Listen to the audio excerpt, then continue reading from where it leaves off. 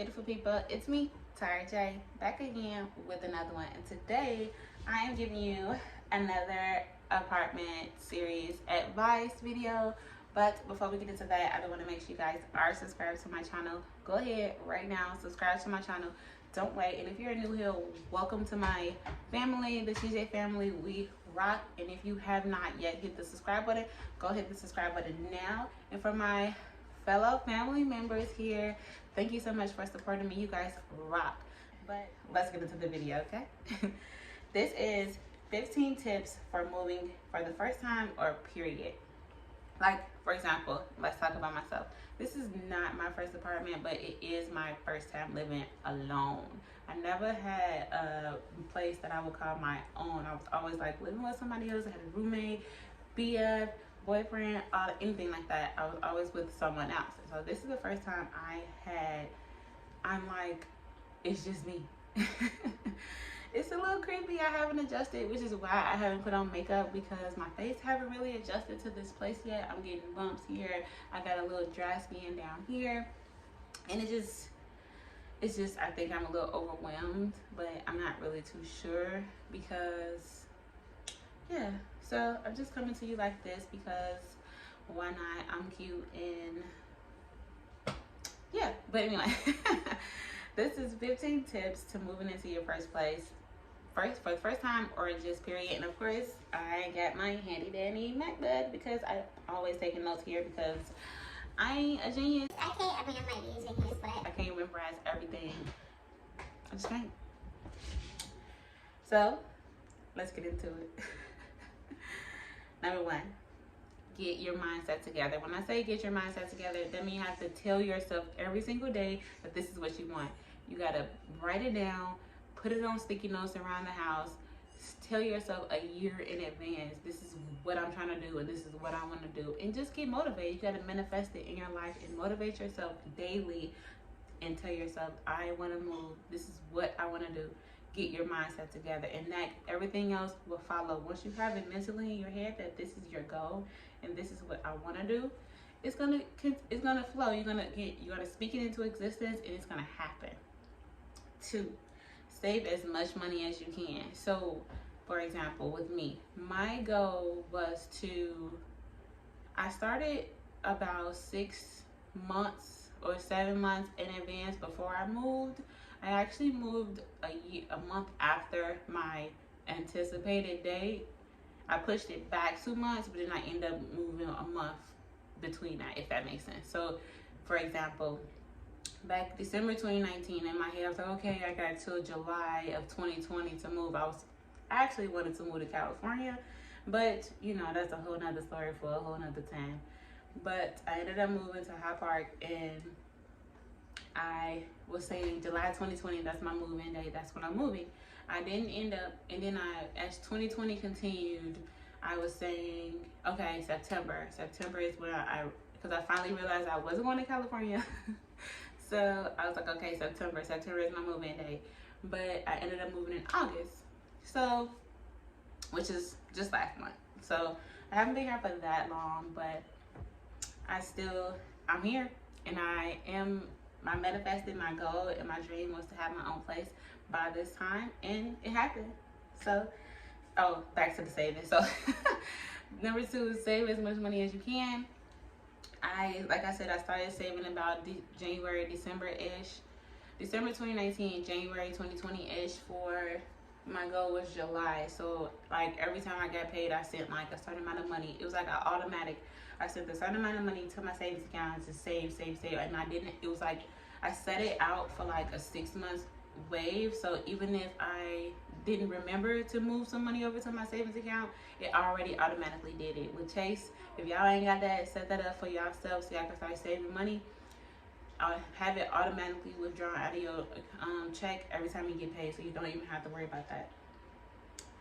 And so that's what I did. I made sure I was saving weekly. If not weekly, every 2 weeks, or however, bi-weekly, however you guys get paid, twice a month. Make sure every time you get paid, you withdraw some of that money into your savings account. Or if you do the under the mattress method, go ahead, do your thing, girl, because I was there too. withdraw that money and put it on your mattress. However, just do it. Save as much money as you can. 3, research the neighborhood you want to stay in. As I said, I wanted to stay in, I had 4, maybe 5 neighborhoods in mind. That was Hyde Park, Bronzeville, Oak Park, South Loop, West Loop, and I was considering Woodlawn. That was like a real huge maybe if I couldn't find nothing else. But those are the neighborhoods that I was not going to go outside of. I may have considered Bridgeport, but I was like, I don't know. So that was like a high 7. So, well, not a high 7, but a low 7. So I did my research. I stayed on top of those things, stayed looking at buildings that were available, apartments that were available, studios, how the pricing, if it fits where I was trying to go, all of that good stuff. So step 4, tour multiple places. Some people would say 2 months in advance is too early, but I don't think so. I started viewing places in like June, maybe the end of June. So, and I was like, okay, well, I'm looking to move, and so I was telling them in September, but I was like, yep, September is the day. I'm trying to see what this looks like, because any event that is available, I may consider August. You never really know. Or if it's, I gotta wait till October, I need to know what I'm looking for. I need to know what is available. I need to know, be inside of a studio, because I've never been inside of a studio before. So I needed to know, like, okay, what's the size that I'm looking for? Ideally, you can be looking online, like, oh, okay, this looks cute, this looks small, this is 300 square foot, this is 230 square foot, but you don't really know how small or big that is until you're actually inside of it.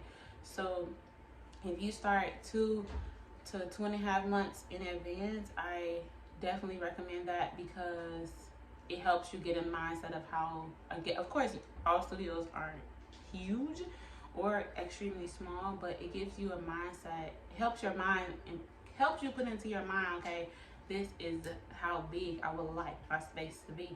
And if I can afford something this size, then cool. So number 5 is check out, same thing, check out the neighborhood. As you research, check out the neighborhood, meaning like, even when you haven't even toured the place that you're looking at, just drive around the neighborhood. Maybe do it in the first thing in the morning, maybe middle of the day, see how the traffic goes. And even in the evening time, you may not want to go by yourself, but I recommend you drive through in the evening, see what the nightlife is. If it's seeing a little people standing on the corner, maybe drug dealers around, you don't really know. But it's something that you need to know, especially living in a city like Chicago. Public transportation is a thing here. So it's like, you may be coming from work late, you may be coming from work early. You need to know what's on your block and what's going to be around and stuff like that. So just be aware. So just drive through, check out the different restaurants, see if there's grocery stores around that you can possibly go to, because those are the places that you want to go. You're not going to want to drive 30 minutes for a grocery store. So that's something that you need to know. Drive through the neighborhood. That's very important. Number 6, take notes and write everything down. No matter what, I cannot stress this enough. You need to keep track of all the places you've seen, the pricing of it, how big it is, the neighborhood is in. You can get rated 1 to 10 if you want to, because that's what I was doing. And if you want to go back to view that, put a little sticky on the side, like, oh, view again, another tour, follow up, all of that stuff. Send emails, ask questions, then go into 1 to 10, which one is your favorite? Label it like that. You write it all down, keep track, and do it, because that ties into number 1. Once you get your mindset together, you are not gonna quit. Number 7, never stop looking. I never stopped looking. I was at work. I had sticky notes all over my desk. I had little papers that I ended up finding in my coat pockets. All of that in my back pocket of my jeans. I had little apartment addresses literally everywhere. I had like on my mirror, like, okay, I just look at that apartment again, because I don't remember what it looked like, but this is the address.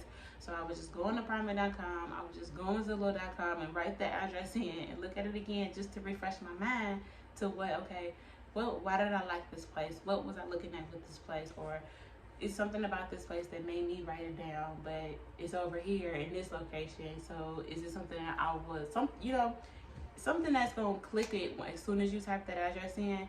it's gonna click. Like, okay, this is the reason. So again, never stop looking.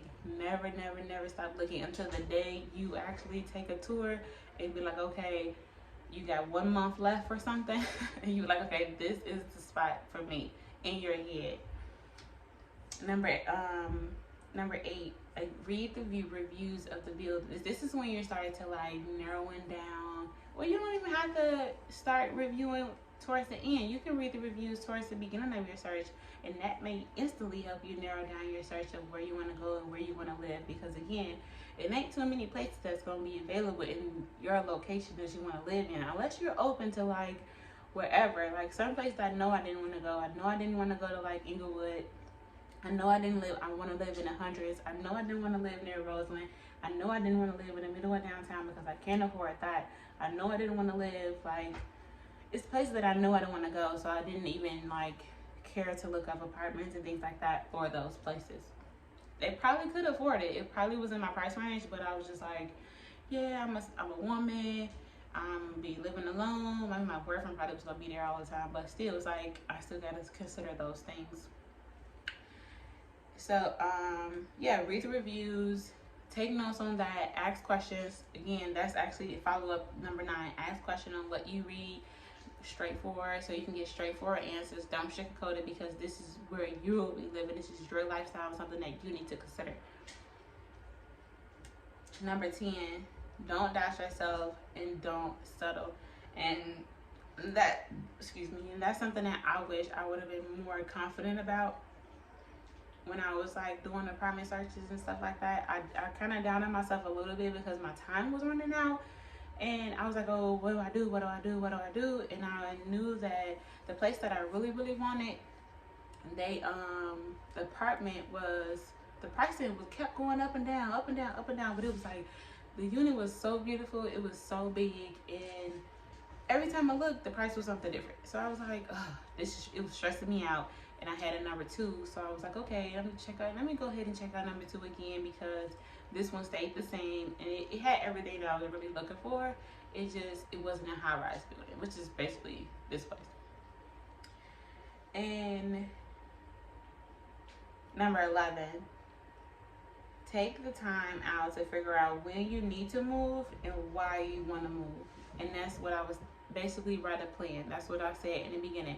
December 2019, I gave myself a mental timeline or mental note saying, okay, July 2020, this is what I want to do. So that whole 2019, I feel like I was tweeting it like every month, like July 2020, random tweets like July 2020, or I'm moving to Cali, because in my mind, I thought I was going to California in July 2020, but now I got a new timeline of I'm going to California eventually, maybe 2022, I don't know, but I'm gonna be up in there, and y'all gonna see these videos in a couple of years, and I'm gonna be like, told y'all. But anyways, so yeah, created something in my mind and told myself like, I have till July to get my shit together, and I have to move by July. I mean, I had a whole lot of other reasons, but I was just like, by July, I have to have a new place, and I have to do it 2020, not 2021, not 2022. I have to do it that month of next year. So I have 7 months to get my shit together, and I have to get it done. Number 12, create a timeline, which is basically what I just talked about. Set your goals for moving. Write real dates down. If you want to move April 30th, if you want to move September 1st, if you want to move May 5th, literally write that down, because that's kind of you manifesting that, and you're putting it mentally in your head of where you want to move and when you want to do it, and by that time. So even if you don't end up moving by September 1st or April 28th or something like that, and if you end up moving May 5th, and it was really wanted to do it April 28th, that's not bad, because that's probably a couple days later, and you kind of still set the goal perfectly. Number 13, know the difference between a credit check and a renter's credit check, because sometimes people are a little sketchy, like, oh, well, I'm not going to be able to have my own place because my credit isn't good, I'm a little bad, I have a lot of stuff that I owe, I have a lot of stuff on my credit. But what people don't know is when you're renting an apartment, they don't actually check your credit. It's like a renter's credit check. that they do, which means they only see if you have evictions. They only see if you owe back pay on any apartments that you once lived in. They only look at like anything that around living and household stuff that on your credit. That's the only thing that they see. And that's the only thing that would make you lose win with if you're going to take an apartment or if they want to approve you or deny you. So definitely know the difference between a credit check and a renter's credit check. Number 14 is make sure you have a job secure, because you don't want to end up signing a lease, moving in, and then in 2 months you get fired, or your job goes bankruptcy, or you quit because somebody did something and you ended up not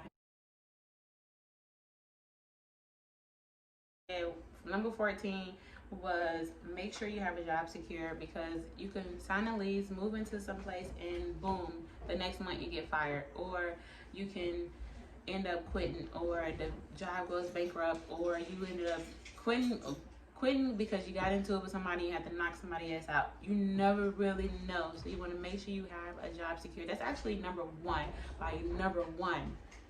because you're never going to not be able to pay your rent, because what you're going to do. 15, choose a place that will genuinely make you happy. I know you may be talking and getting some advice from your family, your friends, and what do you think about this place? What do you think about this place? And they can say all these things, but in the end, you're the one that's going to be living in that every day. You're the one that's going to be paying this rent. You're the one that's going to be putting your home decor up. You're the one that's going to be like just taking it in for all your stuff. So you can take all this advice that you want, but at the end of the day though, it's going to be your place. So make sure you keep that in mind, okay? But yeah, guys, that was me giving you 15 tips for moving in for the first time, moving alone for the first time, or getting your first place for the first time. And of course, as you know, I'm Tara J, and I'm out. Peace.